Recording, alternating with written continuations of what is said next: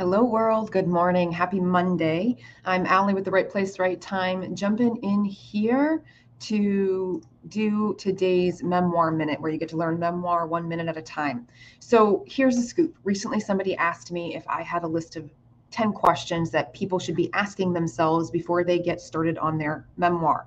And the answer to that is no, I don't have that in written form, at least not yet, but I can address some of those questions in these short and quick videos that I've been granting you with every week.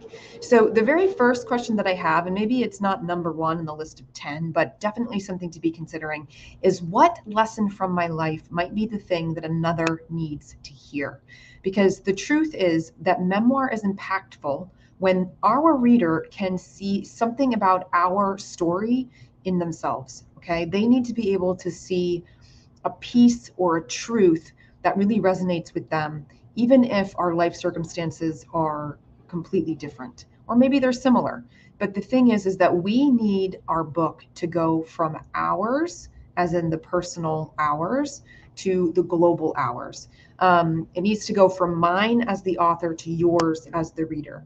Our message has to transcend from it just being about me to being about us. So there needs to be this human element, this universal truth or lesson that something about our life is going to share through the art form of memoir, the genre of memoir. It can't just be this kind of stream of consciousness mind dump where we give everything we've got onto the page about every single detail or every single second of our life's experiences.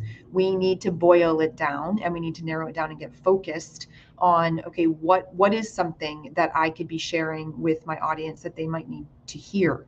I was at a recent kind of workshop, and what I loved was at the very end, the facilitator said, we have a moral imperative to tell our stories for the people who have the same stories, yet don't have the power, time, or privilege to write it themselves. So we really need to connect with that reader. We need to connect something about what we've been through to what they might need to hear, so that they feel less alone, so that they feel understood, so that they feel seen, heard, and valued in some way.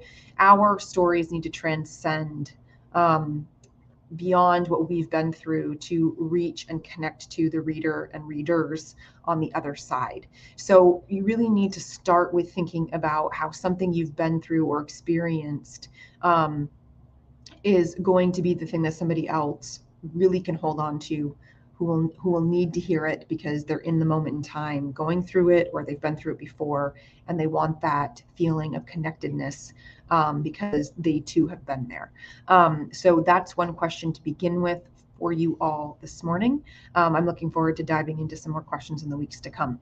So if this resonates with you, pop something into the comments for me. I'd love to chat. Otherwise, if you're interested in having a one-to-one conversation, I would love to go on a story stroll with you.